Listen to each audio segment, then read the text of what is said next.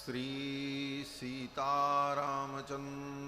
भगवान की, श्री राधा कृष्ण भगवान की, श्री यज्ञनारायण भगवान की, श्री भागवत भगवान की, सत्य सनातन धर्म की, अखंड भारत वर्ष की, सब संतन की, सब भक्तन की जय जय श्री राधे श्याम। इसको थोड़ा बढ़ाओ, उसको बढ़ाओ, हारमोनियम की आवाज़ बढ़ाओ, उसको नीचे कर लो थोड़ा।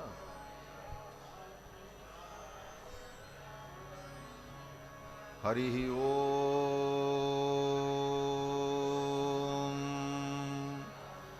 तच्छंजोरावृणीमहे गातुं यज्ञाय गातुं यज्ञपतये दैवी स्वस्तिरस्तु नः स्वस्तिर्मानुषेभ्यः ऊर्ध्वं जिगातु भेषजं शन्नो अस्त्युद्दिपदे सं चतुष्पदे विश्वानि देव सवितर्दुरितानि पराशुभ जदभद्रं तन्न आशुभ सच्चिदानन्दरूपाय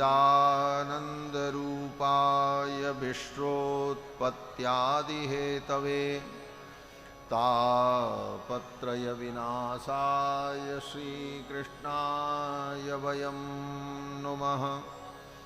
वसुदेवसुतं देवं कंसचाणूरमर्दनं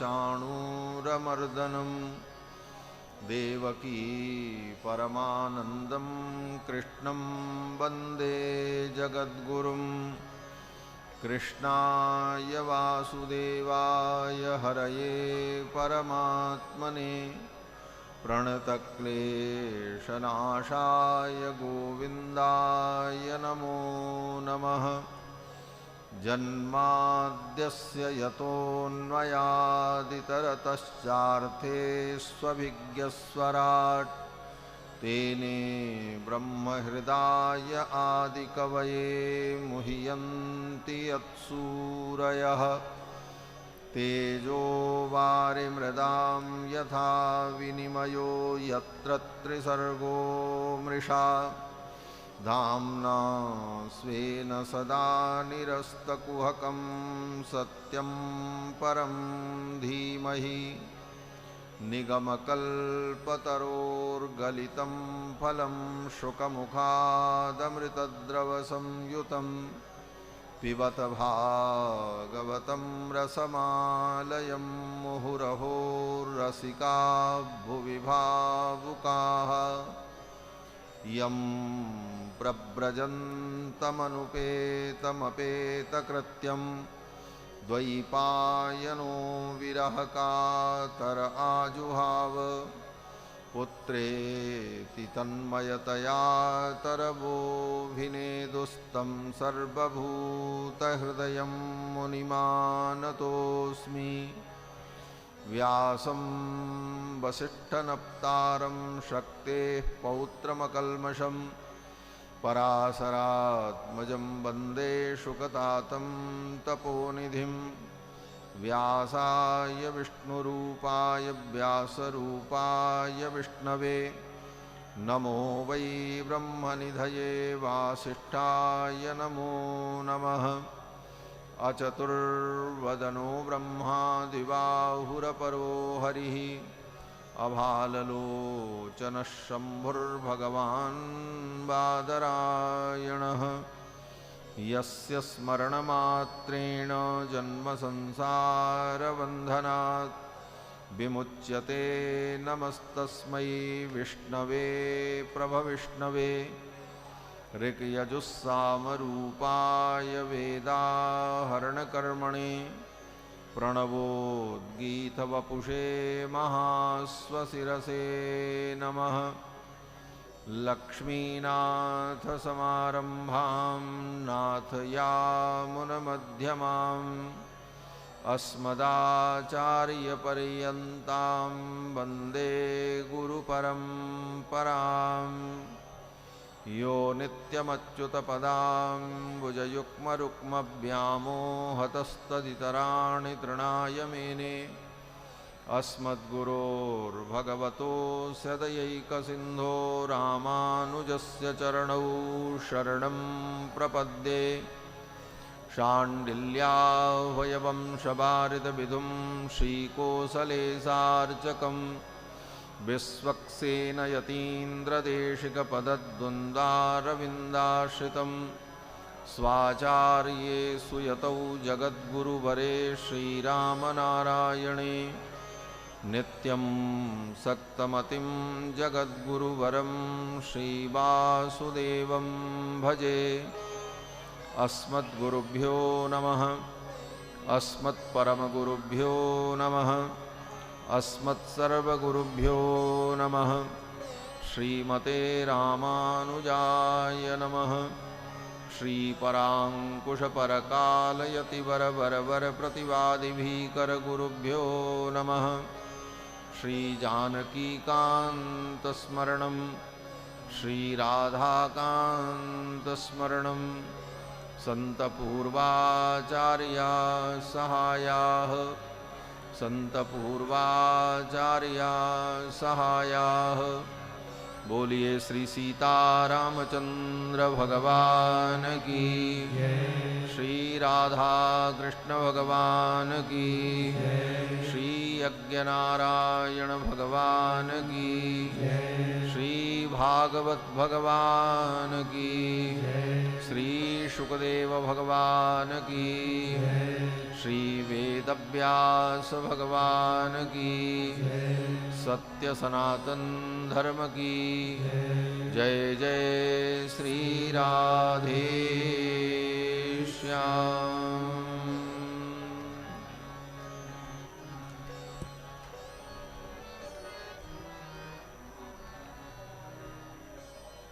भगवान पुराण पुरुषोत्तम श्याम सुंदर कृष्णचंद्र की मंगलमयी कथा का हम सभी लोग श्रवण लाभ प्राप्त करें, उसके पूर्व श्रद्धा भाव से भगवान के मंगलमय नाम का संकीर्तन कर लें। पश्चात भगवान की पावन चर्चा श्रवण करेंगे। जय जय राधा रमण गिरधारी, गिरधारी श्याम बनवारी। जय जय राधा रमण गिरधारी, गिरधारी श्याम बनवारी। जय जय राधा रमण गिरधारी, गिरधारी श्याम बनवारी। जय जय राधा रमण गिरधारी, गिरधारी श्याम बनवारी। जय जय राधा रमण गिरधारी, गिरधारी श्याम बनवारी। जय जय राधा रमण गिरधारी, गिरधारी श्याम बनवारी। गिरधारी श्याम बनवारी, गिरधारी श्याम बनवारी। ओ गिरधारी श्याम बनवारी, गिरधारी श्याम बनवारी। जय जय राधा रमण गिरधारी, गिरधारी श्याम बनवारी। जय जय राधा रमण गिरधारी, गिरधारी श्याम बनवारी। ओ गिरधारी श्याम बनवारी, गिरधारी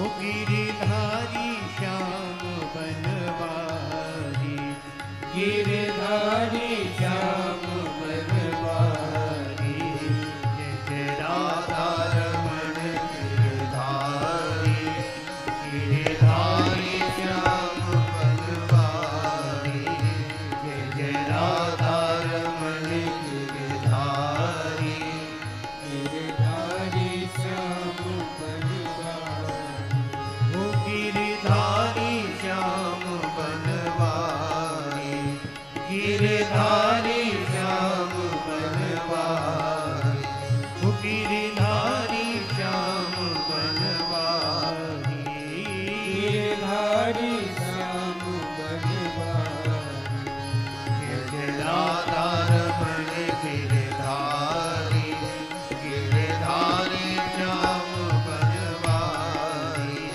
जय जय राधा रमण गिरधारी, गिरधारी श्याम बनवारी, जय जय राधा रमण गिरधारी, गिरधारी श्याम बनवारी, जय जय राधा रमण गिरधारी, गिरधारी श्याम बनवारी, ओ गिरधारी श्याम बनवारी, गिरधारी श्याम बनवारी, ओ गिरधारी श्याम बनवारी, गिरधारी श्याम बनवारी, जय जय राधा रमण गिरधारी, गिरधारी श्याम बनवारी, राधा रमण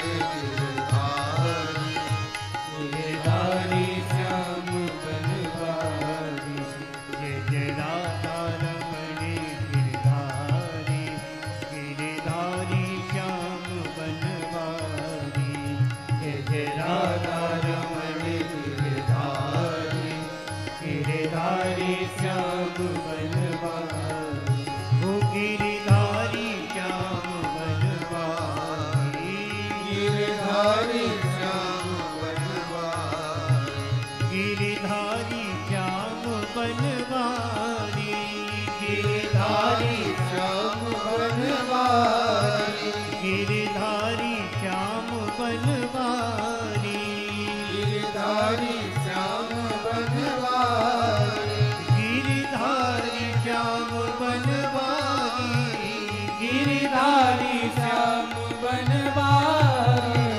गिरधारी श्याम बनवारी, गिरधारी श्याम बनवारी, गिरधारी श्याम बनवारी, गिरधारी श्याम बनवारी, ओ गिरधारी श्याम बनवारी, गिरधारी श्याम बनवारी, जय जय राधा रमण गिरधारी, गिरधारी श्याम बनवारी, जय जय राधा रमण गिरधारी, गिरधारी श्याम बनवारी, जय जय राधा रमण गिरधारी, गिरधारी श्याम बनवारी, जय जय राधा रमण गिरधारी, गिरधारी श्याम बनवारी, ओ गिरधारी श्याम बनवारी, गिरधारी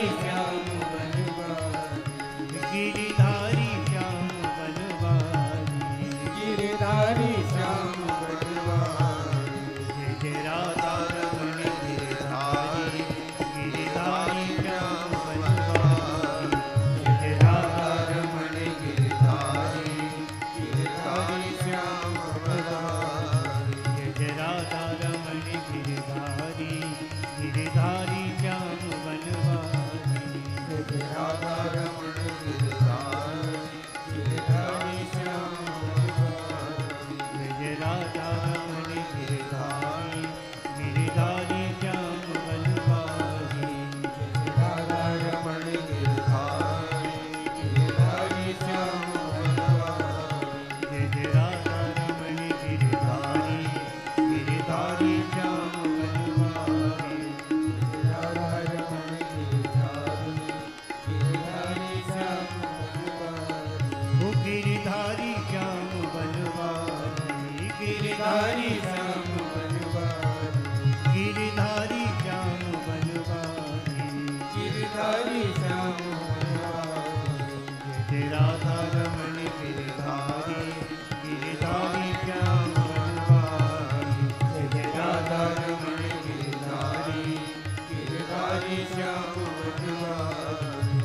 गिरधारी श्याम बनवारी, गिरधारी श्याम बनवारी, गिरधारी श्याम बनवारी, गिरधारी श्याम बनवारी, गिरधारी श्याम बनवारी, गिरधारी श्याम बनवारी। बोलो श्री वृंदावन बिहारी लाल की जय। श्री यज्ञ नारायण भगवान की जय। श्री शुकदेव भगवान की जय। श्री वेदव्यास भगवान की जय। श्री भाष्यकार रामानुज स्वामी जी महाराज की जय। सब संतन की जय। सब भक्तन की जय। जय जय श्री राधे श्याम।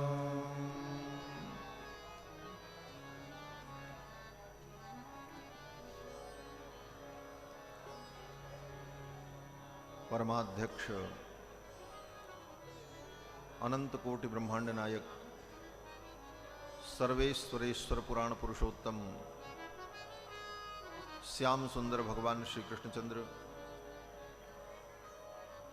जिनकी शब्दमयी मूर्ति श्रीमद् भागवत महापुराण का हम सभी लोग अपनी गति और मति के अनुकूल, स्थिति और परिस्थिति के अनुकूल श्रवण लाभ प्राप्त कर रहे हैं। भगवान यज्ञ नारायण, जिनका विविध मंत्रों के द्वारा, विविध सपर्या के द्वारा समर्चन हो रहा है, अनेक विप्रों के द्वारा, ब्राह्मणों के द्वारा, इस यज्ञ के, इस महान महोत्सव के संकल्पकर्ता परम श्रद्धेय स्वामी श्री भरतदासाचार्य जी महाराज, जिनके अथक प्रयास से,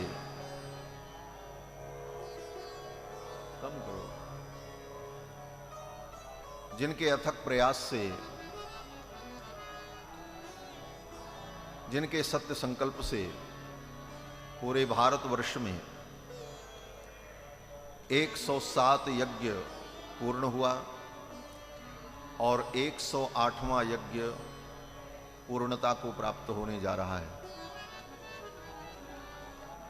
पूज्य महाराज श्री ने ये जो संकल्प किया, ये भारत भूमि ही यज्ञ भूमि है। यज्ञ करने का अधिकार भारतवर्ष में रहने वाले प्राणी को ही है और यज्ञ का फल भी भारतवर्ष में ही प्राप्त होता है, क्योंकि ये भारतवर्ष कर्म भूमि है। आप अमेरिका में और जापान में जाकर के यज्ञ करो, उस यज्ञ का कोई पुण्य नहीं होगा। क्यों बोले? वो कर्म भूमि नहीं। भारतवर्ष की सीमा के बाहर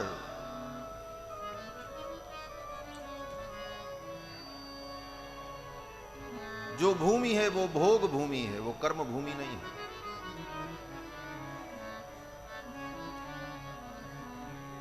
उन भोग भूमियों में भोग तो प्राप्त हो सकता है, लेकिन सत्कर्म पुण्य कर्म का फल प्राप्त नहीं होता।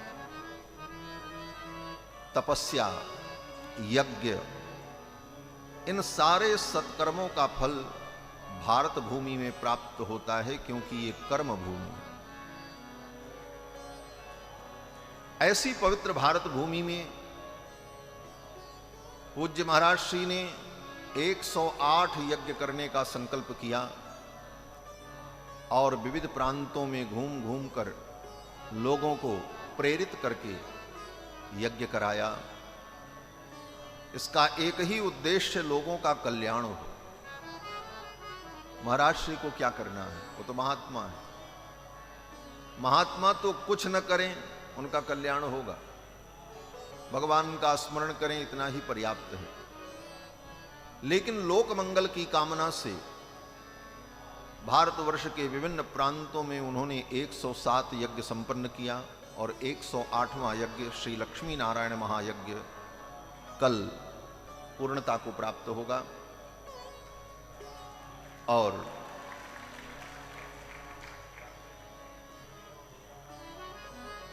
इस यज्ञ में, इस महामहोत्सव में भारत के विभिन्न प्रांतों से, विभिन्न जनपदों से आए हुए समस्त श्रद्धालु श्रोता बंधुओं, भक्तजन, धर्मानुरागी सज्जनों, श्रद्धामयी माताओं, भगवान श्री हरि की पावन कृपा के फलस्वरूप यमुना के पावन तट पर भगवान श्री कृष्ण की मधुर लीलाओं का श्रीमद् भागवत के माध्यम से हम सभी लोग श्रवण लाभ प्राप्त कर रहे हैं। भगवान की कथा को सुन करके, भगवान की कथा को गा करके हम पवित्र हो जाते हैं। भगवान का एक नाम ही पवित्र है।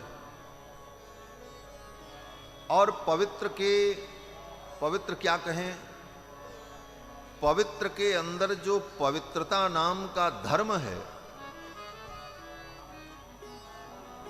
उसको भी पवित्र करने वाले अगर कोई हैं तो भगवान है। इसीलिए वेद व्यास जी कहते हैं कि पवित्राणाम पवित्रम यो मंगलानाम च मंगलम, दैवतम देवतानाम च भूतानाम यो व्ययः पिता। भगवान पवित्र को भी पवित्र करने वाले हैं, मंगल का भी मंगल करने वाले भगवान। और उन प्रभु के चरित्र को सुनकर, उनकी भक्ति में लगकर पतित से पतित व्यक्ति भी पावन हो जाता है, पवित्र हो जाता है। भगवान के चरणों में जाने के लिए किसी योग्यता की आवश्यकता नहीं।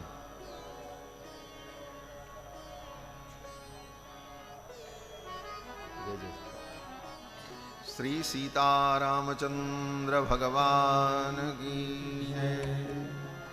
श्रीमन्नारायण षटकोप श्री यतिराज बरबर मुनि।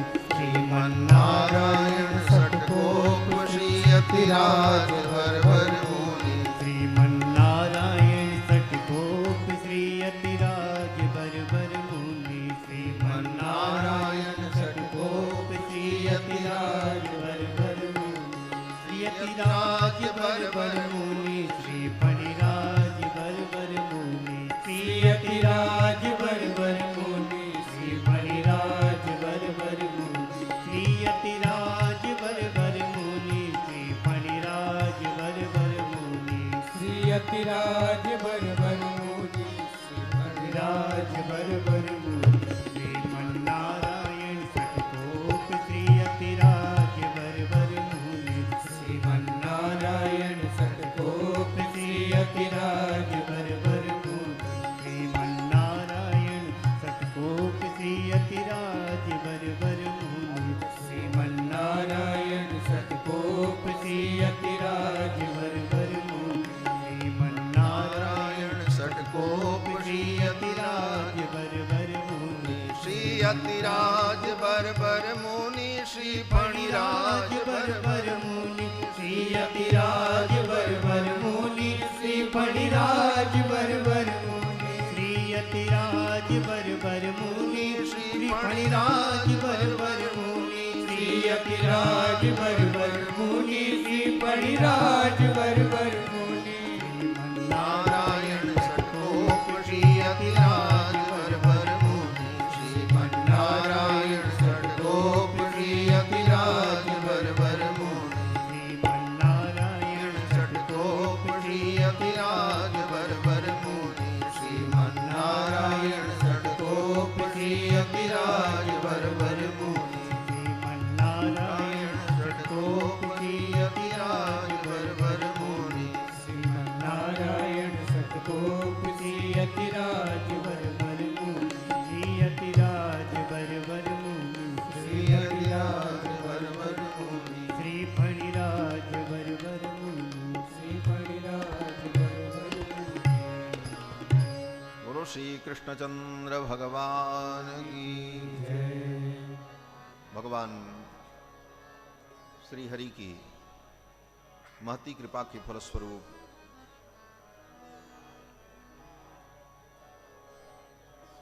श्रीमद् भागवत महापुराण की इस कथा के उत्सव में अनेकानेक महापुरुष संतजन पधार कर कृपा करके हमको आपको दर्शन प्रदान कर रहे हैं। इसी क्रम में श्री स्वामी गोविंदानंद तीर्थ जी महाराज वृंदावन आप पधारे,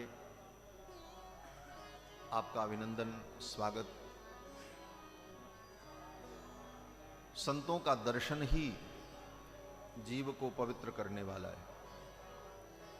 संत दरस जिमि पातक डरई, संतों के दर्शन से ही पाप टल जाता है, पाप का नाश हो जाता है।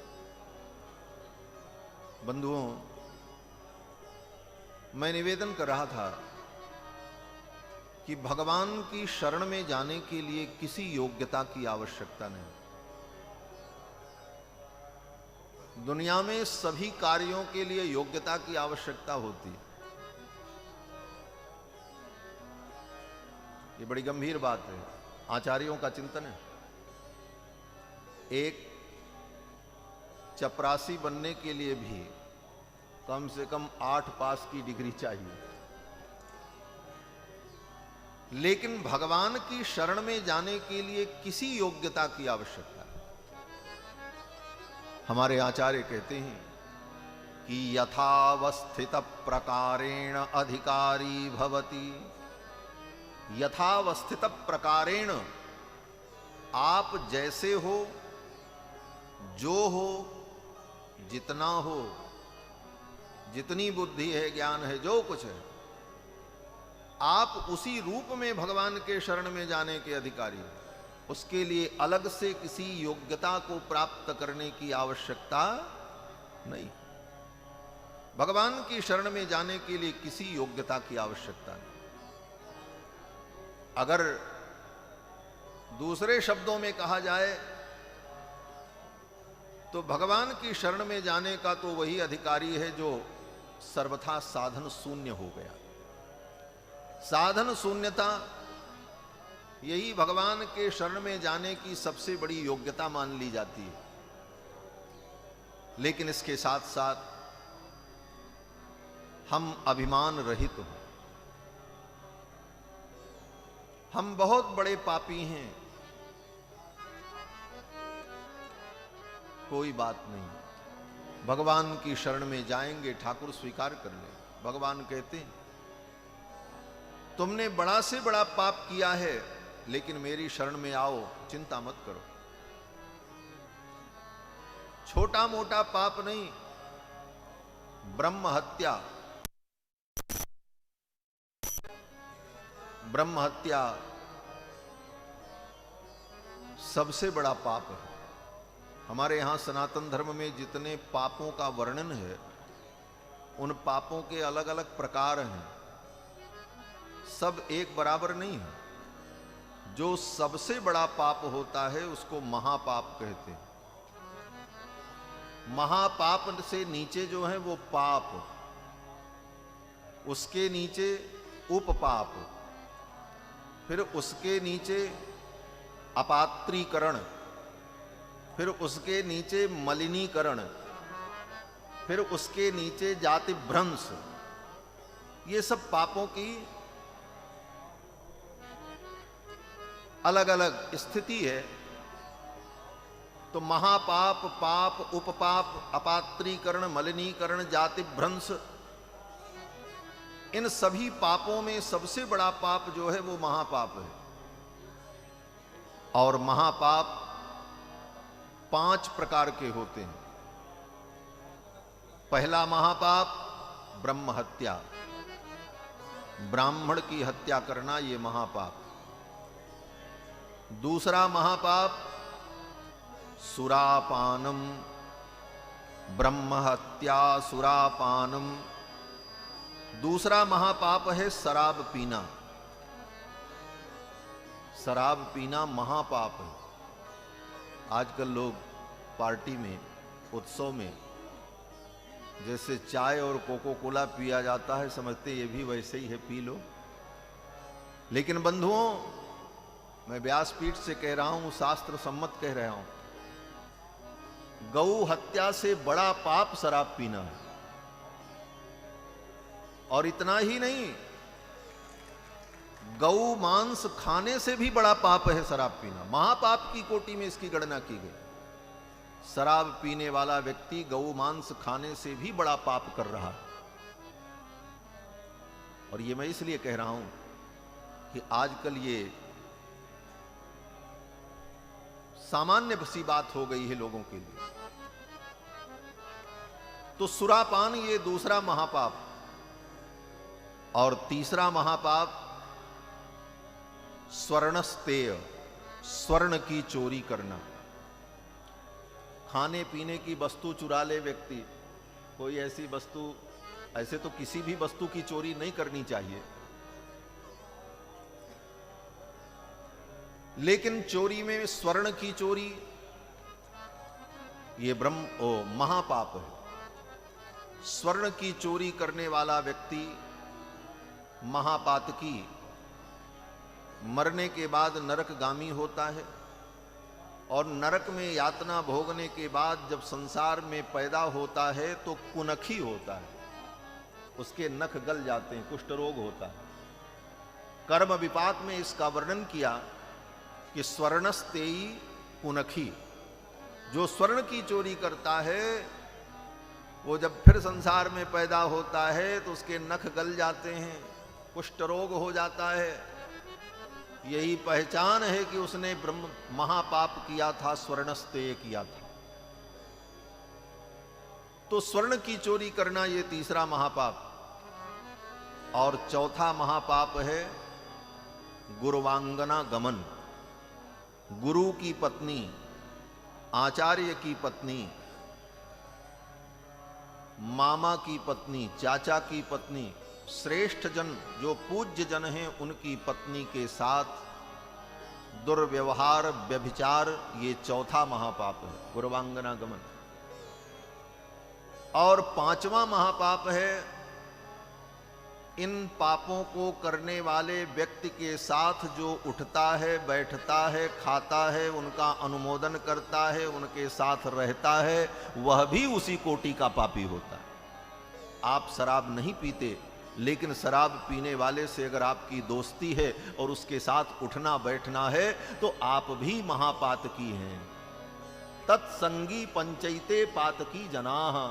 स्मृतिकार कहते हैं कि उसका संग करने वाला भी उसी कोटि का पातकी होता है। ब्रह्महत्या, सुरापान, स्वर्णस्तेय, गुरुवांगना गमन और तत्संगी, ये 5 महापातकी कहलाते हैं। ये 5 महापाप हैं। इससे बड़ा कोई पाप ही नहीं है सनातन धर्म में, बाकी सब पाप इससे छोटे हैं, नीचे हैं। और इन 5 में भी नंबर 1 पर ब्रह्महत्या। और ब्रह्महत्या एक ब्रह्महत्या नहीं, करोड़ों ब्रह्महत्या अगर लगी हो, लेकिन सच्चे मन से जीव भगवान की शरण में आ जाए तो भगवान उसे स्वीकार कर लेते हैं। कोटि विप्र पद लागे जाओ, कोटि विप्र पद लागे जाओ। आए शरण तजो नहीं ताऊ, आए शरण तजो नहीं ताऊ। कोटि विप्र पद लागे जाओ, कोटि विप्र पद लागे जाओ। करोड़ों ब्रह्महत्या लगी हो, लेकिन भगवान की शरण में आ जाए तो भगवान उसे स्वीकार करते हैं, त्यागते नहीं। अब विचार करो, भगवान के शरण में जाने के लिए किस योग्यता की जरूरत है? किसी योग्यता की जरूरत नहीं। सच्चे मन से भगवान के शरण में केवल आने की आवश्यकता है। इसका आप उल्टा अर्थ मत समझ लेना कि करोड़ों ब्रह्महत्या लगी हो तो भगवान के शरण में आ जाएं, भगवान स्वीकार कर लेंगे तो अब कोई चिंता नहीं है, धड़ल्ले से पाप करो, हाँ? फिर भगवान के शरण में चले जाएंगे। बोले ऐसा सोच करके अगर पाप किया तो भगवान की शरण में जाने पर भी तुम्हारी रक्षा नहीं होगी। आज तक भूल से तप हो, पवित्रता हो, आचरण हो, कुलीनता हो, सारी विशेषताएं विद्यमान हो, लेकिन उसके साथ साथ अगर उसके अंदर अहंकार है, अभिमान है, तो फिर भगवान उसे स्वीकार नहीं करते। अभिमान भगवान को अच्छा नहीं लगता। अभिमान ही भगवान का आहार है, भगवान अभिमान ही खाते हैं, ऐसे ही समझो। आपके अंदर सारी विशेषता हो, लेकिन अगर अभिमान आ गया तो ठाकुर को अभिमान अच्छा नहीं लगता। कल कथा में आपने श्रवण किया, भगवान ने देवराज इंद्र के अभिमान को नष्ट करने के लिए ही गोवर्धन की पूजा कराई। इंद्र की पूजा का निषेध किया और गोवर्धन की पूजा कराई। क्यों? बोले इंद्र का अभिमान समाप्त करने के लिए। इंद्र के अंदर सारी विशेषताएं, देवताओं के राजा हैं, अदिति के पुत्र हैं, शतक्रतु हैं, 100 अश्वमेध यज्ञ किया है तब इंद्र बने हैं। सारी विशेषता है देवराज इंद्र के अंदर, लेकिन अभिमान, इसलिए अभिमान होने के कारण भगवान को अच्छा नहीं लगा और भगवान ने विचार किया इसका अभिमान नष्ट हो।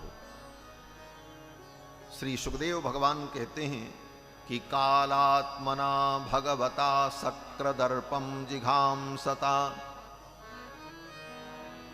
कालात्मा भगवान श्री कृष्ण ने इंद्र के अभिमान को नष्ट करने के लिए गोवर्धन की पूजा करा दी और इंद्र की पूजा का निषेध कर दिया।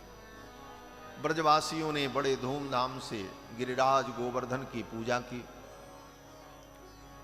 इधर जब पूजा संपन्न हो गई, इंद्र को पता चला ब्रजवासियों ने मेरा अनादर कर दिया, मेरी पूजा नहीं की। इंद्र को क्रोध आ गया। इंद्रस्तदात्मन पूजाम विज्ञाय विहताम नृप गोपेभ्य कृष्णनाथेभ्यो नंदादिभ्यश्चुकोपसः। इंद्र को जब पता चला कि ब्रजवासियों ने मेरी पूजा नहीं की, तो इंद्र को क्रोध आया। किसके ऊपर? ब्रजवासियों के ऊपर। सुखदेव भगवान कहते हैं ब्रजवासियों के ऊपर इंद्र ने क्रोध किया, लेकिन इंद्र को पता नहीं है कि ये ब्रजवासी कौन है। कौन है ब्रजवासी? तो सुखदेव जी कहते हैं गोपेभ्य कृष्णनाथेभ्यो। कृष्ण जिनके नाथ हैं उन पर क्रोध किया। कृष्ण जिनके नाथ हैं ऐसे गोपों के ऊपर क्रोध किया इंद्र ने। मानो सुखदेव जी संकेत कर रहे हैं कि भगवान जिनके नाथ हों उनका कोई क्या बिगाड़ सकता है, इंद्र क्या कर सकते। गोपेभ्यो कृष्णनाथेभ्यो नंदादिभ्यश्चुकोपसः। भगवान जिनके नाथ हैं, भगवान जिनके रक्षक हैं, उनका कोई क्या बिगाड़ सकता है। इसीलिए हमारे श्री वेदांत देशिक स्वामी जी महाराज कहते हैं कि अगर भगवान हमारी रक्षा के लिए प्रवृत्त हैं तो हमको कुछ करने की जरूरत नहीं, और अगर भगवान हमारी रक्षा के लिए प्रवृत्त नहीं है तब भी हमको कुछ करने की जरूरत नहीं। क्यों? बोले भगवान अगर हमारी रक्षा के लिए प्रवृत्त नहीं है तो हम कुछ भी कर लें, हमारे करने से तो कुछ होना नहीं है, हम अपनी रक्षा क्या कर पाएंगे। और अगर भगवान प्रवृत्त हैं हमारी रक्षा के लिए तो हमको कुछ करने की जरूरत नहीं है। वेदांत देशिक स्वामी जी कहते हैं त्वयि प्रवृत्ते मम किम प्रयासई। हे भगवान, अगर आप मेरी रक्षा के लिए प्रवृत्त हैं, आप मेरे रक्षक हैं, तो मम किम प्रयासई, मेरे प्रयास का क्या मूल्य है। और त्वयि अप्रवृत्ते मम किम प्रयासई, और अगर आप मेरी रक्षा के लिए प्रवृत्त नहीं है तब भी मेरे प्रयास का कोई मूल्य नहीं, मैं प्रयास करके भी कुछ नहीं कर पाऊंगा। इसीलिए आचार्यों ने कहा कि अपनी रक्षा का प्रयास छोड़ देना। भव मद भक्तो मद याजी माम नमस्कुरु। अपना मन मुझ में लगा दो, मुझे नमस्कार करो, मेरा स्मरण करो, मेरा यजन करो, और सब कुछ छोड़कर मेरी शरण में आ जाओ। बस माम एकम शरणम ब्रज अहम त्वा सर्व पापेभ्यो मोक्षयिष्यामि मा शुचः। ये अंतिम उपदेश जब भगवान ने अर्जुन को किया, तब अर्जुन ने कहा महाराज अब हमको समझ में आ गया। भगवान ने कहा क्या करोगे अब? अर्जुन ने कहा करिष्ये वचनम तव, अब आप जो कहोगे वो करूंगा। और अर्जुन तैयार हो गए। यही शरणागति है। हमारे आचार्यों ने कहा शरणागति ही जीव के कल्याण का सर्वोपरि साधन है। साधन शून्य होकर हम ठाकुर के चरणों में अपने आप को समर्पित कर दें, फिर तो सब भगवान करते, हमको कुछ नहीं करना पड़ता। और ये ब्रज के जितने गोप ग्वाल बाल हैं सब भगवान के शरणागत हैं, भगवान के आश्रित हैं। और ऐसे आश्रितों पर इंद्र ने कोप किया। गोपेभ्य कृष्णनाथेभ्यो नंदादिभ्यश्च कोपसा। और देवराज इंद्र ने सांवर्तक नाम की मेघमालाओं को बुलाया। गणम सांवर्तकम नाम मेघानाम चांतकारिणम इंद्र प्राचोदयत क्रुद्धो वाक्यम चाहे शमान्युत। इंद्र ने सांवर्तक नाम की मेघमालाओं को बुलाया और कहा जाओ ब्रजमंडल पर ऐसी वर्षा करो कि ब्रजमंडल बह जाए, ये गोप ग्वाल बाल सब मर जाएं। इन सब ने मेरा अनादर किया है। और एक कृष्ण के कहने पर यहां पर जो पंक्ति सुखदेव भगवान ने कही है, देवराज इंद्र उन सांवर्तक नाम की मेघमालाओं से कहते हैं कि जाओ जाकर के ब्रजमंडल में वर्षा करो, पूरे ब्रजमंडल को नष्ट कर दो। एक कृष्ण नाम के मनुष्य के कहने पर इन ब्रजवासियों ने मेरा अनादर किया। कृष्णम मर्त्यम उपाश्रित्य, इंद्र भगवान को मनुष्य समझ रहे हैं। इंद्र कहते हैं कृष्णम मर्त्यम उपाश्रित्य ये चक्रुर्देव हेलनम। और यहीं पर ही इंद्र नहीं रुके। इंद्र ने तो भगवान के लिए जो जो शब्दों का प्रयोग किया, बाचालम, ये कृष्ण बड़ा बाचाल है। बाचालम बालिशम स्तब्धम अज्ञम पंडितमानिनम, ऐसे कठोर शब्दों का प्रयोग इंद्र ने भगवान के लिए किया।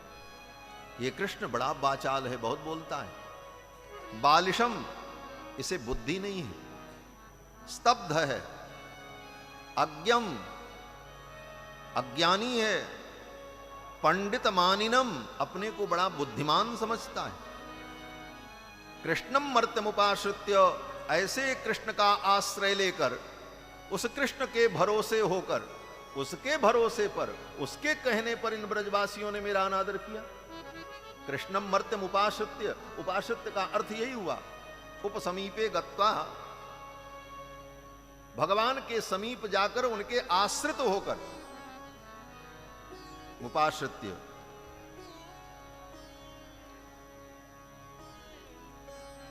श्री सीतारामचंद्र भगवान की जय।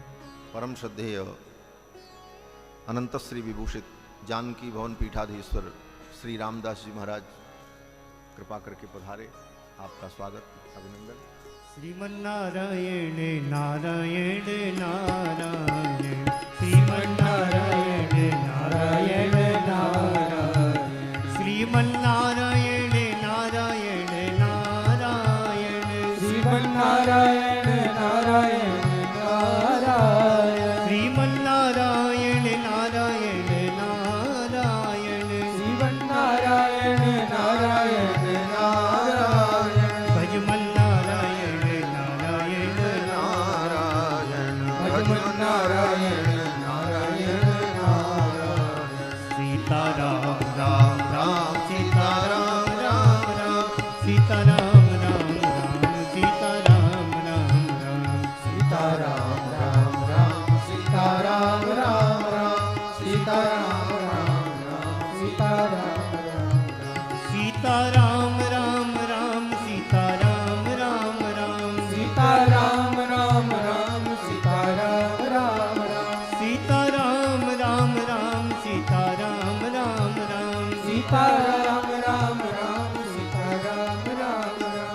सीता राम राम राम सीता राम राम राम सीता राम राम राम सीता राम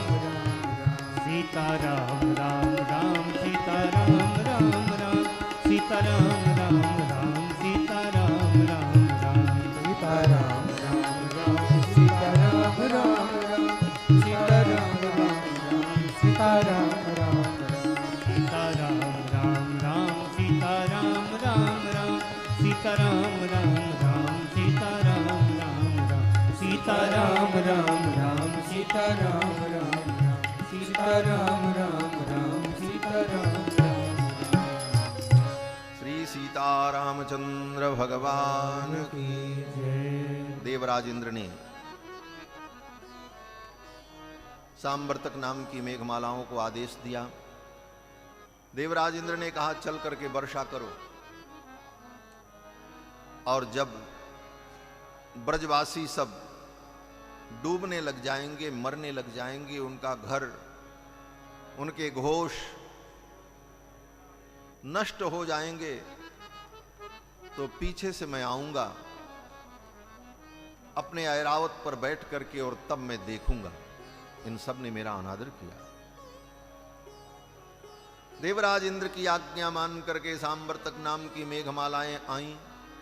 देखते देखते अंधकार छा गया, बादल गरजे, बिजली चमकी, वर्षा प्रारंभ हो गई, जोर जोर की हवाएं चलने लगीं। अब जब वर्षा प्रारंभ हुई तो हाथी के सूंड के समान जलधारा पृथ्वी पर गिरने लगी। अब सभी गोप ग्वाल बाल गाय बछड़े सब व्याकुल होकर के इधर उधर भागने लगे। कहीं बचने का कोई स्थान नहीं, ऐसी भयानक वर्षा। अब तो सब पानी से भीगे हुए थर थर कांप रहे हैं, गाय बछड़े, गोप ग्वाल बाल, स्त्री पुरुष, बाल वृद्ध, सब ने कहा कृष्ण, तेरे कहने पर हमने इंद्र की पूजा छोड़ दी, अब इंद्र का कोप हुआ है, हमें कौन बचाएगा। सभी ब्रजवासियों ने भगवान गोविंद की शरण में आकर सभी गोप ग्वाल बालों ने यही कहा कि कृष्ण कृष्ण महाभाग त्वन्नाथम गोकुलम प्रभो। हे कृष्ण, हे कृष्ण, तुम ही मेरे नाथ हो, गोकुल के नाथ हो। त्रातुमर्हसि देवान्न कुपिताद भक्तवत्सल। हे भक्तवत्सल, आज देवराज इंद्र के कोप से हमें बचा लो। इस प्रकार जब ब्रजवासियों ने भगवान से प्रार्थना की, भगवान ने कहा चिंता मत करो, तुम सब मेरे शरणागत हो, और आज मेरे व्रत पालन का समय आ गया है। गोपाये स्वात्म योगेन सोयम में व्रत आहितः। आज मैं अपने आत्मयोग के द्वारा तुम सब की रक्षा करूंगा। आज मेरे व्रत पालन का समय आ गया है। सोयम में व्रत आहितः। भगवान कहते मैं अपने व्रत का पालन करूंगा। देखो, भगवान भी व्रत करते हैं। भगवान का व्रत क्या है? बोले भक्तों की रक्षा का व्रत ले रखा है भगवान ने। यही भगवान का सबसे बड़ा व्रत है। भगवान श्री रामानुजाचार्य श्री भाष्य के मंगलाचरण में ही भगवान की स्तुति करते हुए कहते हैं कि विनत विविध भूत ब्रात रक्षैक दीक्षे। भगवान शरणागत भक्तों की रक्षा की दीक्षा लेकर के बैठे हुए। हम आप दीक्षा लेते हैं तो भगवान भी दीक्षा लिए हुए हैं। भगवान किस बात की दीक्षा लिए हुए हैं? बोले भक्तों के रक्षा की दीक्षा लेकर के बैठे हुए हैं। भगवान रामानुजाचार्य कहते हैं कि विनत विविध भूत ब्रात रक्षैक दीक्षे। भगवान ने कहा आज मेरे व्रत पालन का समय आ गया है और हम तुम सबकी रक्षा करेंगे। आओ। सबको भगवान ने बुलाया और कहा इस पर्वत को ही मैं छत्र के समान उठा रहा हूं, इसी की छाया में सब लोग चले आओ। इतना कहते हुए भगवान श्याम सुंदर कृष्णचंद्र ने 7 वर्ष के कन्हैया कृष्ण ने 7 कोस लंबे चौड़े गोवर्धन पर्वत के नीचे अपना हाथ लगाया और अपनी कनिष्ठ का उंगली पर गोवर्धन पर्वत को उठा लिया। बोलो श्री गोवर्धन धरण भगवान की जय। भगवान ने 7 कोस लंबे चौड़े गोवर्धन पर्वत को उखाड़कर अपनी कनिष्ठ का उंगली पर धारण कर लिया। पर्वत को भगवान ने जब उखाड़ा तो जड़ से उखड़ गया मारा। वो पर्वत कोई ऊपर रखा तो था नहीं कि ऐसे उठा लेते, पर्वत की जड़ पृथ्वी के अंदर तक थी। जब पर्वत को भगवान ने उठाकर अपनी कनिष्ठ का उंगली पर धारण कर लिया तो नीचे बहुत बड़ा गड्ढा बन गया। बहुत बड़ा गड्ढा जब बन गया तो भगवान ने कहा सब इसी गड्ढे में उतर जाओ। अथाह भगवान गोपान हेम बतात व्रजौकसः यथोपजोषम विशत गिरिगर्तम सगोधनाः। इस पर्वत के गर्त में, इसके गड्ढे में सब उतर जाओ, अपने गाय बछड़ों को भी उतार दो।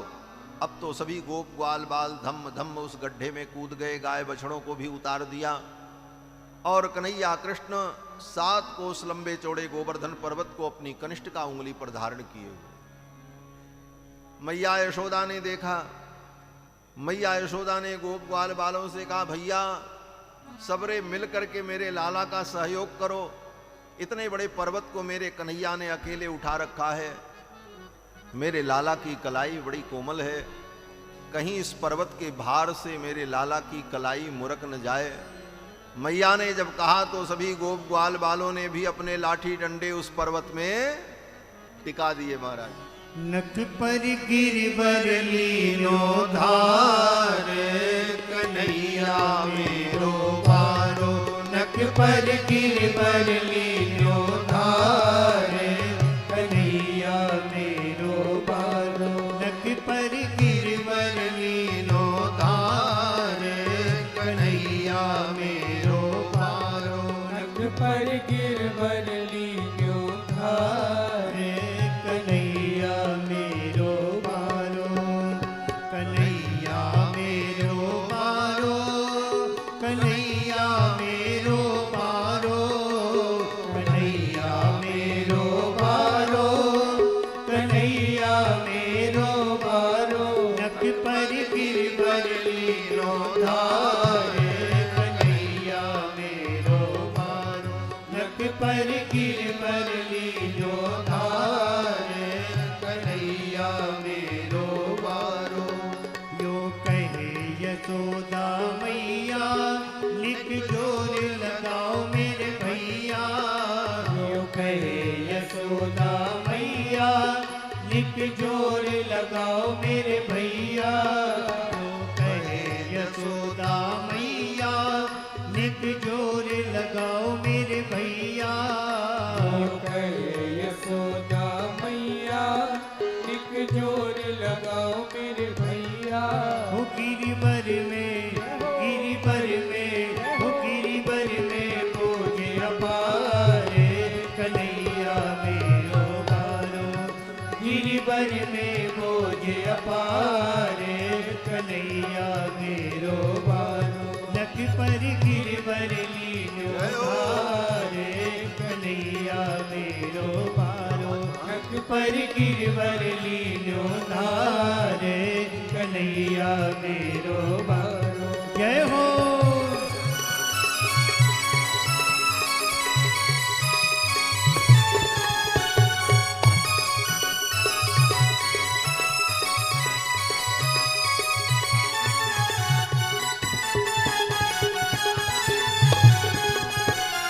श्री राधे।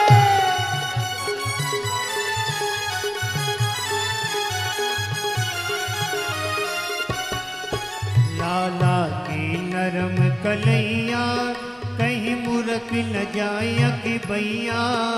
लाला की नरम कलैया कहीं मुरक न जाए कि भैया। लाला की नरम कलैया कहीं मुरक न जाए कि भैया।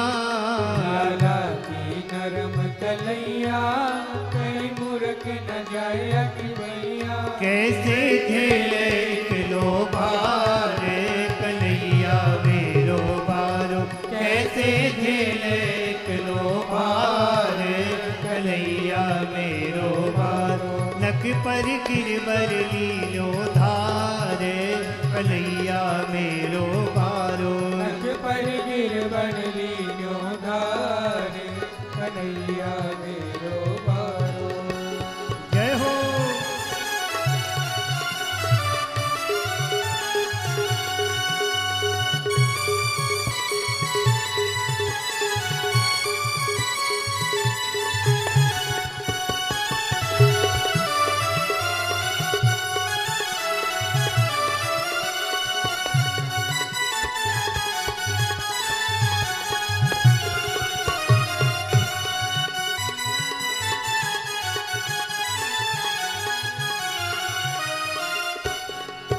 जब कोप इंद्र ने कीनो ब्रज गोवर्धन तर लीनो जब कोप इंद्र ने कीनो ब्रज गोवर्धन तर लीनो जब कोप इंद्र ने कीनो ब्रज गोवर्धन तर लीनो जब कोप इंद्र ने कीनो ब्रज गोवर्धन कर लीनो बादल बरस बरस गए हारे कन्हैया मेरो बाल बादल बरस बरस गए हारे कन्हैया मेरो बाल नक पर गिरवर लीलो धार कन्हैया मेरो बारो नक पर गिरवर लीलो धार कन्हैया मेरो बारो। जय हो।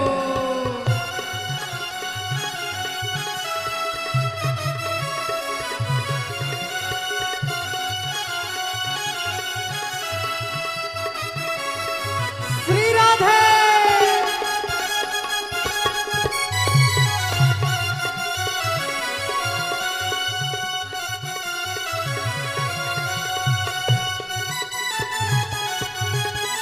पूछरी के लोटा की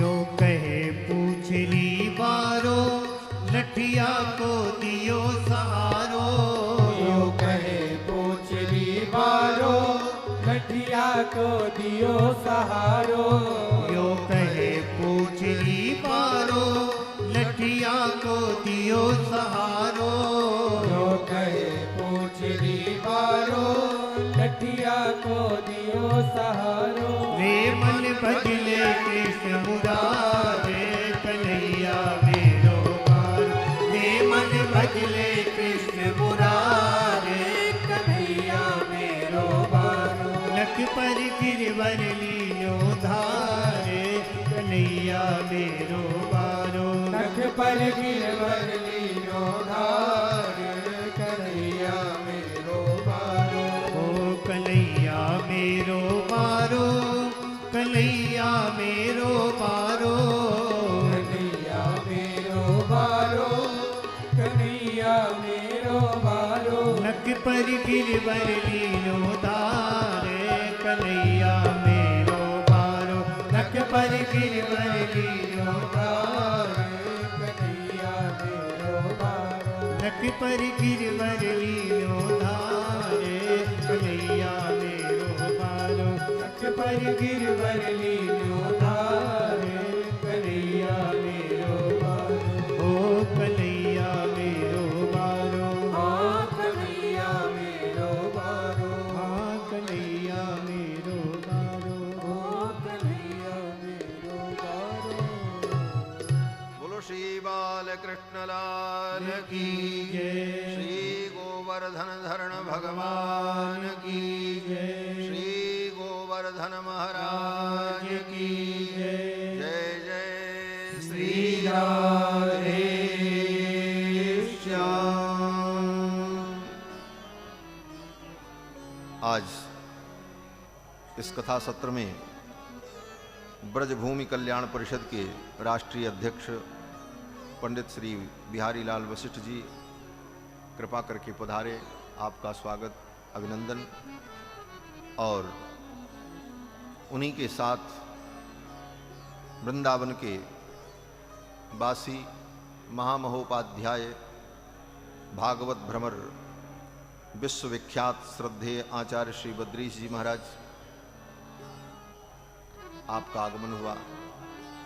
आप सभी का अभिनंदन, वंदन। दास निवेदन कर रहा था कि भगवान ने गोवर्धन पर्वत को अपनी कनिष्ठ का उंगली पर धारण किया। 7 दिन 7 रात्रि तक देवराज इंद्र वर्षा करते रहे और भगवान पर्वत को धारण किए रहे। 7 दिन जब बीत गया, वर्षा बंद हो गई, तो भगवान ने पर्वत को यथास्थान रख दिया। भगवान अपितम शैलम स्वस्थाने पूर्ववत् प्रभु पश्यताम सर्वभूतानां स्थापयामास लीलया। लीला पूर्वक भगवान ने, लीलया का मतलब बड़ी ही सहजता से, उतने बड़े पर्वत को उठा लेना साधारण काम नहीं, लेकिन भगवान को उस पर्वत को उठाने में कोई परिश्रम नहीं करना पड़ा, कोई बहुत आयास प्रयास नहीं करना पड़ा, सहज। किस प्रकार से? बोले छत्राकमिव बालकः। सुखदेव भगवान कहते हैं जैसे छोटा बच्चा छत्राक को उठा लेता है, उसी प्रकार भगवान ने पर्वत को उखाड़ करके अपनी कनिष्ठ का उंगली पर धारण कर लिया। दधार लीलया कृष्ण छत्राकमिव बालकः। छत्राक क्या होता है? बोले एक वनस्पति होती है जिसको आज की भाषा में मशरूम कहते हैं, उसकी सब्जी लोग बना खाते हैं। छाता जैसा होता है, उसी को छत्राक कहते हैं। और वो मशरूम बड़ा महंगा मिलता है, लोग बड़े शौक से खाते हैं, लेकिन यहां तो सब वैष्णव भक्त लोग हैं, इसलिए बता दें, नहीं खाना चाहिए। जिस श्लोक में, स्मृति के जिस श्लोक में सूअर का मांस, मुर्गे का मांस और प्याज लहसुन का निषेध है, उसी श्लोक में छत्राक का भी निषेध किया है। लसुनम गृंजनम चैव प्लांडुम ग्राम कुक्कुटम छत्राकम बिड्बराहं च जग्ध्वा चंद्रायणम चरेत। सूअर का मांस खाने का जो पाप होता है, वही पाप मशरूम खाने का भी होता है। उसी श्लोक में उसका निषेध है। उसी मशरूम को ही छत्राक कहते हैं। उसकी कई प्रजातियां होती हैं। गांव में आपने देखा होगा, जहां कूड़ा करकट लोग फेंकते हैं, गाय का गोबर ओबर डाला जाता है, वहां पर अपने आप वो जम जाता है खाते जैसे। तो गांव के बच्चे जब खेलते हैं तो उनके लिए तो वही सब क्रीड़ा का साधन होता है। तो बच्चे उसको उखाड़ लेते हैं और कहते हैं हमारा छाता, हमारा छाता। तो जैसे गांव के बच्चे उस छत्राक को उखाड़ लेते हैं और हाथ में ऐसे उठा लेते हैं, तो उसको तोड़ने में, उखाड़ने में और उठाने में उन बच्चों को कोई परिश्रम नहीं होता। इतना हल्का होता है, मुलायम होता है, ऐसे तोड़ा, लिया, ले लिया, खेलने लगे। उसी प्रकार भगवान ने 7 कोस लंबे चौड़े गोवर्धन पर्वत को ऐसे उखाड़ा और उठा करके कनिष्ठ का उंगली पर धारण किया। छत्राकमिव बालकः। इसी भाव को कहते हैं लीलया, लीला पूर्वक उठा लिया। अब जब रखने का समय आया, यहां भी भगवान की महिमा का ही संकेत है। कोई बहुत बड़ा पहलवान हो, वीर हो, बहुत वजन की कोई वस्तु को झटके से उठा तो ले, लेकिन कहो कि उसको धीरे से रख दो, तो धीरे से रख नहीं पाएगा। रखते रखते धम्म से छूट ही जाती है वो वस्तु। रखना भी बहुत कठिन काम है। लेकिन भगवान ने बोले जिस प्रकार से लीला पूर्वक पर्वत को उठाया था, पश्यताम सर्वभूतानाम स्थापयामास लीलया, उसी प्रकार लीला पूर्वक पर्वत को यथास्थान यथावत रख दिया। सभी ब्रजवासी बड़े आनंदित हुए। देवराज इंद्र को जब पता चला, देवराज इंद्र अपने ऐरावत पर बैठ करके आए देखने के लिए। चलो देखें, अब तो ब्रजमंडल बह गया हो गया, सब लोग डूब गए होंगे, मर रहे होंगे। देवराज इंद्र अपने ऐरावत पर बैठ करके जब देखने के लिए आए आकाश मार्ग से, जैसे बाढ़ आ जाने पर नेता लोग हवाई सर्वेक्षण करते हैं हेलीकॉप्टर में बैठकर, उसी प्रकार देवराज इंद्र ऐरावत पर बैठ करके ऊपर से देखने आए। अब तो लोग डूब रहे होंगे, बह रहे होंगे, लेकिन जब देवराज इंद्र आए तो देखते हैं यहां तो धूल उड़ रही, पानी का नाम निशान नहीं। हमारे पूज्य स्वामी जी महाराज कहा करते थे, भगवान ने पर्वत तो उठाया ही उठाया, लेकिन देवराज इंद्र के अभिमान को समाप्त करने के लिए भगवान ने विचार किया कि पर्वत को धारण करने से ब्रजवासियों की रक्षा तो हो जाएगी, लेकिन इंद्र का अभिमान तो तब नष्ट होगा जब एक बूंद पानी भी पृथ्वी पर ना आवे। पर्वत पर पानी गिरेगा, फिर वो पानी चारों तरफ बहेगा।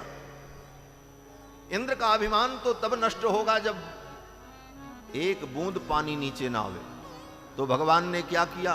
बोले भगवान ने पर्वत को धारण किया और भगवान ने अपने सुदर्शन चक्र को आदेश दिया, गोवर्धन पर्वत के ऊपर प्रकट हो जाओ। भगवान का जाज्वल्यमान सुदर्शन चक्र गोवर्धन पर्वत के ऊपर प्रकट हो गया।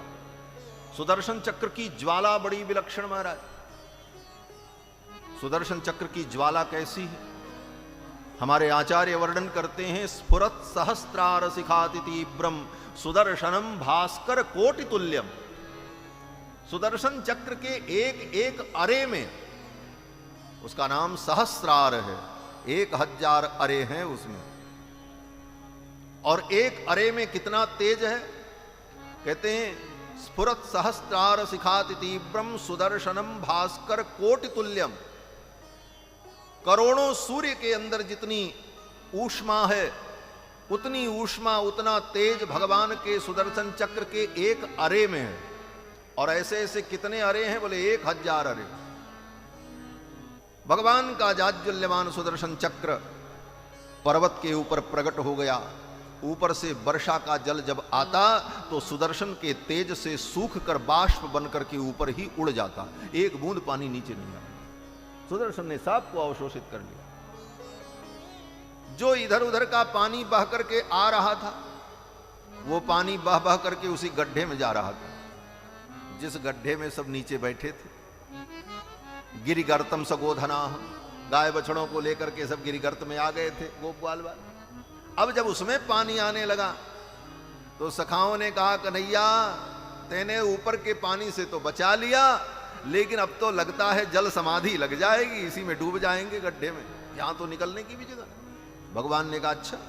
तो भगवान ने क्या किया? बलराम जी का स्मरण किया। श्री बलराम जी महाराज एक रूप से तो भगवान के पास खड़े थे, और बलराम जी का जो वास्तविक रूप है वो तो शेष रूप है, शेषावतार हैं। शेषाख्यम धाम मामकम, ये भगवान के धाम हैं, भगवान के तेज हैं, भगवान के ही स्वरूप हैं। और शेष जी महाराज की विशेषता क्या है? बोले शेष जी की विशेषता ये है कि ये अनेक रूप धारण करके एक साथ भगवान की विविध सेवा करने में समर्थ हैं, ये इनकी विशेषता है। श्री यामुनाचार्य स्वामी जी महाराज आलवंदार स्तोत्र में कहते हैं कि निवास सय्यासन पादुकाम सुकोपधान वर्षा तपवारणादि भी शरीर भेदस्तव शेषतांगतई। शरीर भेद से अनेक रूप धारण करके भगवान की विविध सपर्या करने में समर्थ शेष जी महाराज। तो भगवान ने शेष जी को संकेत किया। शेष जी बाहर प्रकट हो गए अपने स्वाभाविक रूप में, शेष रूप में, और अपने शरीर का इतना विस्तार कर दिया शेष जी ने। उस गड्ढे के किनारे किनारे शेष भगवान प्रकट हो गए, लेट गए। भगवान शेष के शरीर से ऐसा बांध बन गया कि एक बूंद पानी बह करके उस गड्ढे में नहीं आ सका। इस प्रकार से भगवान ने देवराज इंद्र के अभिमान को नष्ट किया। कालात्मना भगवता शक्रदर्पम जिघांसता। देवराज इंद्र आए तो देखते हैं यहां तो सब आनंदित हैं, लोग खेल रहे हैं, कूद रहे हैं, कहीं पानी नहीं, न कोई मरा न कुछ नष्ट हुआ। इंद्र को सब कुछ पता चल गया कि ये तो भगवान हैं, मैंने बहुत बड़ा अपचार किया। फिर तो देवराज इंद्र मौके की तलाश करने लगे, एकांत अवसर मिल जाए तो मैं भगवान के चरणों में जाकर के क्षमा मांग लूं। अरे बोले सबके सामने आओ क्षमा मांग लो। देवराज इंद्र को थोड़ा संकोच हो रहा था, कुछ भी हो देवताओं के राजा हैं। देवराज इंद्र सोचने लगे एकांत मौका मिल जाए तो मैं भगवान के पास जाऊं और जाकर के चरणों में गिर जाऊं, क्षमा मांग लूं। और अवसर मिला। सुखदेव जी कहते हैं विविक्त उपसंगम्य ब्रीडित कृत हेलनः। एकांत पाकर देवराज इंद्र आए और आकर के भगवान के चरणों में साष्टांग प्रणाम किया। पस्पर्श पादयोरेनम किरीटेनार्क वर्चसा। अपने किरीट मुकुट को पकड़कर भगवान के चरणों में झुककर भूमि पर लेटकर देवराज इंद्र ने भगवान को प्रणाम किया और देवराज इंद्र ने भगवान की स्तुति की, बड़ी सुंदर स्तुति की। भगवान प्रसन्न हो गए। भगवान ने देवराज इंद्र को आशीर्वाद दिया और कहा कि जो कुछ मैंने किया है तुम्हारे अभिमान को नष्ट करने के लिए मैंने किया। जो व्यक्ति धन के मद में, पद के मद में मुझे भूल जाता है, उसे शिक्षा देने के लिए मैं ऐसी ही लीला करता हूं। ये सब भगवान ने कह करके देवराज इंद्र को आश्वस्त किया। और उसी समय स्वर्ग से सुरभि आई और सुरभि के दुग्ध से भगवान का इंद्र ने अभिषेक किया। और फिर देवराज इंद्र भगवान को प्रणाम करके भगवान से विदा लेते हैं। इस प्रकार भगवान ने गोवर्धन धरण लीला के माध्यम से देवराज इंद्र का अभिमान नष्ट किया, इंद्र को शिक्षा दी। इसके बाद कथा आती है कि भगवान ने वरुण लोक जाकर के वरुण पाश में बंधे हुए अपने बाबा को, नंद बाबा को छुड़ा करके लेकर के आए। हुआ ये कि एक दिन एकादशी का व्रत था। नंद बाबा ने एकादशी का व्रत किया। एकादश्याम निराहार समभ्यर्च जनार्दनम। एकादशी का व्रत किया, भगवान की पूजा की, रात्रि में जागरण किया, क्योंकि एकादशी में रात्रि में जागरण करना चाहिए। रात्रौ जागरणम चैव तथा च हरि कीर्तनम। एकादशी के व्रत में रात्रि में जागरण और भगवान का कीर्तन, हरि कीर्तन, ये विधि है। रात्रि जागरण किया। ब्रह्म मुहूर्त में रोज जमुना में स्नान करने के लिए नंद बाबा जाते थे। आज समय का ठीक ठीक परिज्ञान नहीं था और रात्रि के 2 बजे ही नंद बाबा जमुना जी में स्नान करने के लिए चले गए। अविज्ञायासुरीं वेलां प्रविष्टमुदकं निशि। आसुरी वेला में ही जमुना में स्नान करने के लिए नंद बाबा प्रविष्ट हो गए। उसी समय वरुण के सेवक वहां विचरण कर रहे थे। वरुण के सेवकों ने नंद बाबा को पकड़ लिया और वरुण पाश में बांधकर वरुण लोक लेकर के चले गए। रात्रि में आसुरी वेला में किसी सरोवर में, नदी में प्रवेश नहीं करना चाहिए, ग्रहण को छोड़कर। अगर रात्रि में ग्रहण लगा है, चंद्र ग्रहण है, और रात्रि के 2 बजे ग्रहण का मोक्ष हो रहा है, तो रात्रि के 2 बजे नदी में, सरोवर में स्नान करने में कोई आपत्ति नहीं। लेकिन सामान्य परिस्थिति में आसुरी वेला में, रात्रि में नदी और सरोवर में प्रवेश नहीं करना चाहिए, ये विधि है। वरुण के सेवकों ने नंद बाबा को वरुण पाश में बांध लिया और वरुण लोक लेकर के चले गए। सवेरा हो गया, नंद बाबा स्नान करके नहीं आए। अब सब ढूंढने लगे बाबा कहाँ गए। बोले बाबा तो स्नान करने गए थे, चलो ढूंढते हैं। जमुना के तट पर आए, देखा जहां पर नंद बाबा रोज स्नान करते थे वहां घाट पर नंद बाबा के वस्त्र रखे हुए हैं, कमंडल रखा हुआ है, नंद बाबा की लाठी रखी हुई है, नंद बाबा नहीं। सब ने कहा भैया बाबा के वस्त्र यहाँ हैं, लाठी है, कमंडल है, बाबा नहीं है, लगता है बाबा डूब गए, बह गए। अब तो सब रोने लगे, दुखी हुए। भगवान श्री कृष्ण को पता चला, भगवान श्री कृष्ण तो सब कुछ जान गए। भगवान सर्वज्ञ हैं। यह सर्वज्ञ सर्वविद परास्य शक्तिर्विविधैव श्रूयते स्वाभाविकी ज्ञान बल क्रिया च।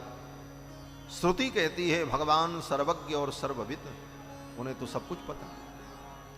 भगवान ने कहा रुदन मत करो, चिंता मत करो, मैं जा रहा हूं और बाबा को लेकर के आ रहा हूं। और भगवान सीधे वरुण लोक पहुंच गए। ये भगवान की अतिमानुष लीला है।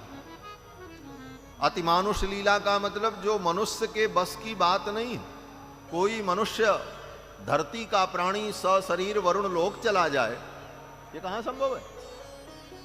ये भगवान की अतिमानुष लीला है।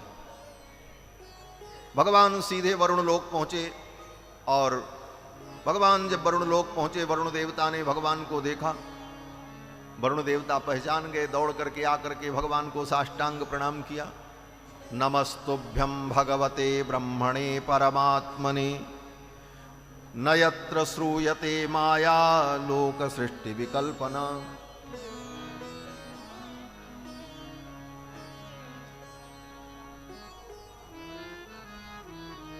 वरुण देवता ने भगवान की स्तुति की, भगवान को प्रणाम किया और वरुण देवता सब कुछ समझ गए। वरुण देवता ने भगवान को प्रणाम करते हुए कहा महाराज आप मुझे क्षमा कर दो, ये मेरे सेवक बड़े मूर्ख हैं, इन्होंने बहुत बड़ी गलती की, ये जान नहीं पाए और आपके पिता को लेकर के चले आए। अजानता मामकेन मूढ़ेना कार्यवेदिना आनीतो यम तव पिता तद्भवान क्षन्तुमर्हति। हे भगवान, ये मेरे सेवक बड़े मूढ़ हैं, अज्ञानी हैं, आपके पिता को पकड़ करके ले आए, मैं क्षमा मांगता हूं, आप हमें क्षमा कर दो। गोविंदनीयतामेश पिता ते पितृवत्सल, आप अपने पिता को ले जाओ। वरुण पास से मुक्त कर दिया वरुण ने और उपहार इत्यादि भेंट करने लगे। भगवान ने कहा ये सब नहीं चाहिए, हम तो अपने बाबा को लेने आए हैं। और नंद बाबा को लेकर के भगवान वरुण लोक से आ गए। जब वरुण लोक से लेकर के आए नंद बाबा को तो गोप ग्वाल वालों ने कहा बाबा कहां चले गए थे, भंडारा खाने चले गए थे क्या? नंद बाबा ने कहा अरे भैया आज मैंने देखा अपने छोरे का वैभव, हमें तो वरुण के सेवक पकड़ ले गए थे, लेकिन मेरा कन्हैया कृष्ण जब पहुंचा तो वरुण देवता ने मेरे छोरे को जो लंबी दंडोत लगाई महाराज, नंद बाबा की छाती चौड़ी हो गई। मेरे कन्हैया का ये ऐश्वर्य, वरुण देवता मेरे छोरे को साष्टांग प्रणाम करते। अब जब सब वर्णन करके नंद बाबा ने सुनाया तो गोप ग्वाल वालों को भी बड़ा आश्चर्य हुआ। गोप ग्वाल वालों ने कन्हैया को पकड़ा और किनारे ले गए। एकांत में ले जाकर के मनसुखा ने, श्री दामा ने, सब सखाओं ने कहा कन्हैया आज तुझे सच सच बताना पड़ेगा। क्या बताना पड़ेगा? सखाओं ने कहा कन्हैया आज तुझे बताना पड़ेगा, तू किस लोक से आया है, तू कोई दिव्य आत्मा है, किसी दिव्य लोक का प्राणी है। कोई साधारण व्यक्ति वरुण लोक चला जाए, वरुण देवता उसको साष्टांग प्रणाम करें, ये तो संभव नहीं है।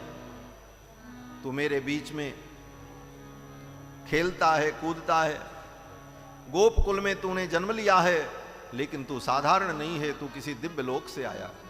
आज तुझे बताना पड़ेगा तेरा दिव्य लोक कहां है। प्रॉपर्टी, संपत्ति जो भी कह लो, ये सब अनंत प्रॉपर्टी, संपत्ति जो भी कह लो, ये सब अनंत अनंत ब्रह्मांड सब कुछ तो भगवान का ही। तो ये क्या है? बोले भगवान की विभूति। अब इस विभूति का दो भाग है,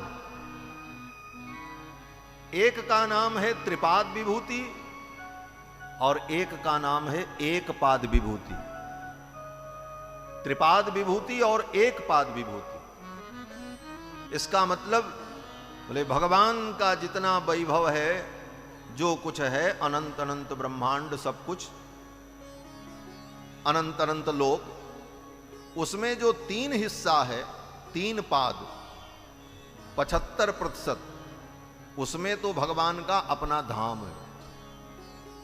75% में भगवान का अपना धाम है और 25% में एक पाद में ब्रह्मलोक, सूर्यलोक, चंद्रलोक, वरुणलोक, अतल, वितल, सुतल, तलातल, रसातल, महातल, पाताल, भू, भुव, स्व, मह, जन, तप, सत्य, ये समस्त लोक, अनंत अनंत ब्रह्मांड, ये 25% में, और 75% में भगवान का अपना वैकुंठ है। उसी को गोलोक कहो, उसी को साकेत कहो, जो भी कहे, उसी को वेद भगवान ने कहा त्रिपाद ऊर्ध्व उदयित पुरुषः। 3 पाद में तो वो पुरुष निवास करता है। पादों से हा भवत पुनः, उसके एक पाद से ये संपूर्ण सृष्टि नीचे जो चल रही है अनंत अनंत, और वहां त्रिपाद विभूति में विराजमान परमात्मा ही सबका मूल है। इसी को भगवान गीता में कहते हैं ऊर्ध्वमूल मधः शाखम अश्वत्थम प्राहुरव्ययम छंदांसि यस्य पर्णानि यस्तम वेद स वेद वित्। भगवान, अभी बारात आ गई, देखो भाई, अपने हिसाब से सब करोगे तो हम कहां तक कथा सुनाएं? हम बताएंगे, अभी बहुत समय है, अभी बहुत समय है। श्री सीतारामचंद्र भगवान की जय जय। श्री राधे श्याम। सखाओं ने कहा मुझे अपने उस वैकुंठ का दर्शन कराओ। भगवान ने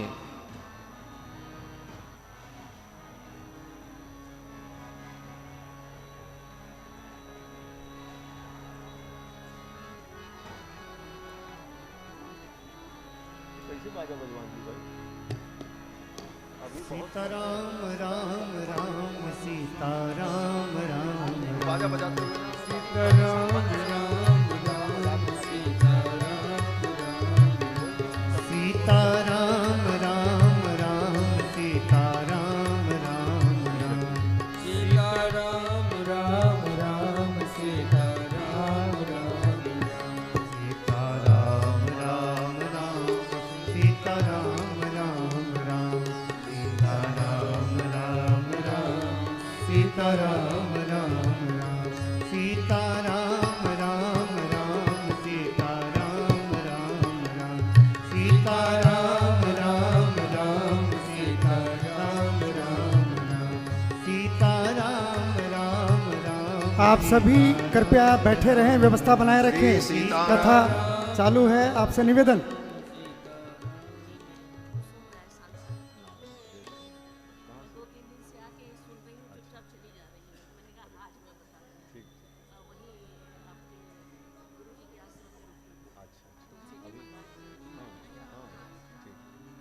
श्री सीतारामचंद्र भगवान की जय जय। श्री राधे श्याम। भगवान ने